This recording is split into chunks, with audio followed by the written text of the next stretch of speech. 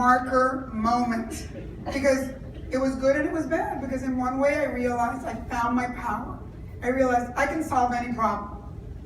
But I really lost my childhood, because from that moment on, I took on the weight of all the financial issues of my family. Can you guys relate to that? Mm-hmm. I then had a second bad thing happen, painful. I stayed in the same all-girl Catholic school, and I was now a sophomore in high school. And I wrote a paper for school that took place in Cuba. And the nun, one of the nuns reads the paper, and she's like, I think you plagiarized this. I think this is an Ernest Hemingway story. You know, Ernest Hemingway lived in Cuba for a while. And I was like, really? And she's like, yeah, you're suspended for 3 days. I go home and tell my mother, La monja suspended me, the nun suspended me. And she goes, get on your hands and knees and ask for forgiveness. I go, but I didn't do anything wrong. It doesn't matter. Another immigrant problem. We are so afraid of everything that we always take the side of power. Even if your kid's right, even if it's not correct. And I was mad. I go, I can't believe this. I'm not going to put up with this. And so I was in my room, and I go, I'm going to get back at the nuns. And the only thing that I read at the time was 17 magazine. Now you're going to understand the 17 magazine story. And so I wrote an article about why you should never send your kid to all-girl Catholic school. And I gave it to my dad to mail. My dad goes, ¿Qué es esto? What's this? And I go, it's an article I wrote for 17. He goes, do you really think they're going to publish that? Another issue. They never think like anything's going to happen. And by the way, am I doing something wrong here? By the way, sometimes it doesn't, right? I send it in. I go back to school the following Monday, and the nun goes, listen, I really apologize. I thought this was an Ernest Hemingway story, but it's not. And you really did a good job, and you got an A. It's amazing.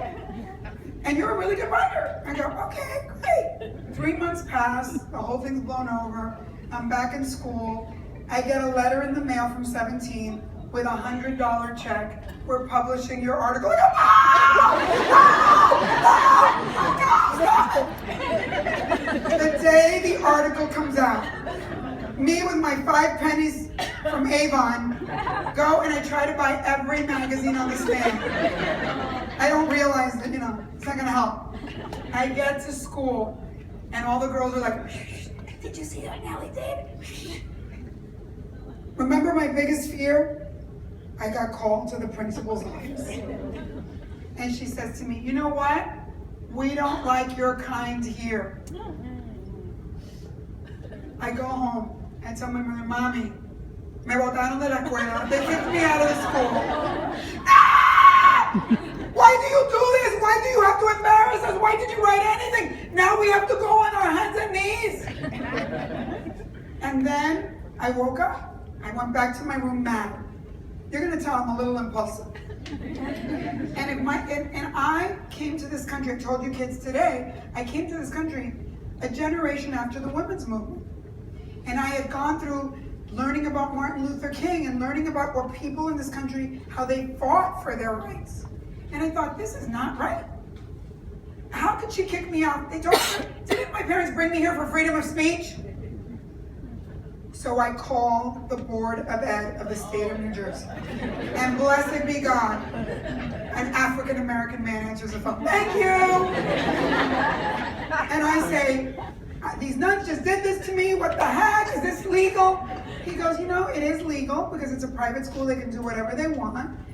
But you can go to the press. Can I set you up with an interview with the local newspaper? I go, yes. Ay, Dios mío.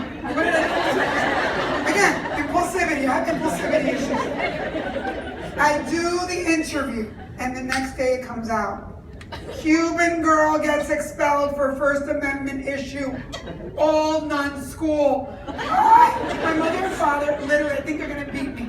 They're like, why do you do this? Why do you draw attention to us? We don't want attention.